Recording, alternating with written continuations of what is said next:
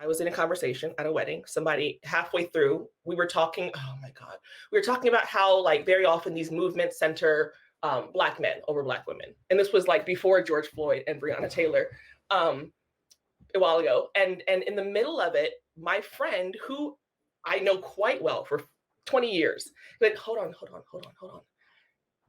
I just want us all to stop for a second and just take a breath.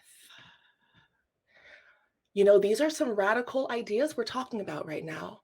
And it's really important that we keep having the conversations. So let's go ahead and just put our best self forward so other people can respond as their best selves. And she whispered it.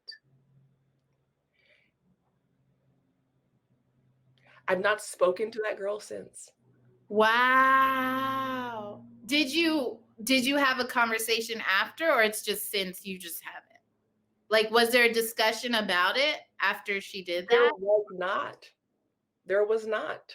Because sometimes there don't need to be. And maybe that's my bad. Maybe I should have, but I wasn't being paid to teach that day, and Right.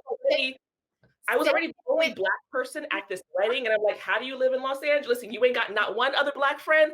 That's a choice. That's a whole different That conversation. is a choice. And So I'm already feeling vulnerable, right?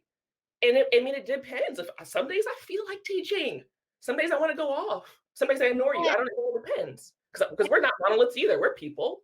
That's right. It's not our job. We're not walking around as, people's magical Negroes, do answering everything and educating and putting in all of that emotional labor. But it is like very true. There's sometimes I'm more willing, or I have more bandwidth and energy to really engage and dive in, and I'll go back and forth.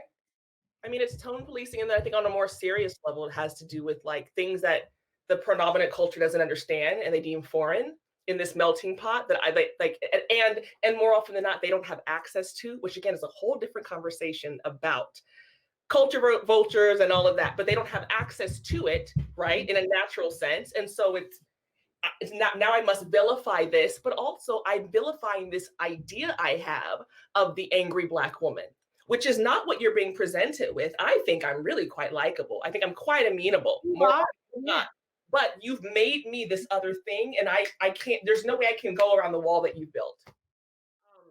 I think it often comes up in selecting in the art world, selecting materials, right? Because you can't come into something without thinking about your target audience.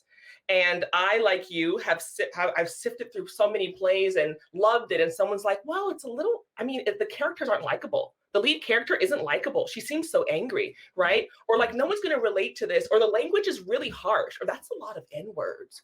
That is also tone policing. Mm-hmm. You look at someone's body of work and you say, well, I couldn't possibly connect to that. That's like saying a man could never possibly connect to a film that starred a woman because he couldn't, but also, and this is, and I know what I've said counters this, but this is me, respectability, trying to meet y'all in the middle.